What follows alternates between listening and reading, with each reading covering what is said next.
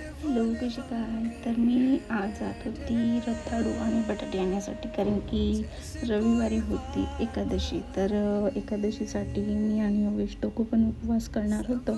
तर त्यासाठी रताळी पण लागणार होते. तर गेली जवळ भाजीपाला घ्यायला आणि तेवढ्यातच पाऊस पण स्टार्ट झाला. छत्री तर होतीच. सो बाकी भाजीपाला पण घेऊन आले आणि मग रात्रीच्या भाजीसाठीही मी मुळ्याची भाजी बनवत होती. तर खाली बसूनच करत होती, कारण की काम येते म्हणजे पाय खूप जास्त दुखत होते. तर मग मी खाली बसून हे कापून घेतली आणि मला काही जमत नव्हतं खाली बसून. मग मी परत उठून कांदा वगैरे वरतीच चॉप केला आणि ही भाजी बनवून घेतली.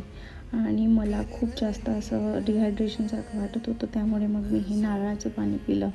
स्टोरियाचं बॉटलमध्ये येतं ना ते, म्हणजे त्यात ॲडेड शुगर नसते. सो मी ते पिलं आणि मस्त मुलतानी माती लावून घेतली आणि रेस्ट केला.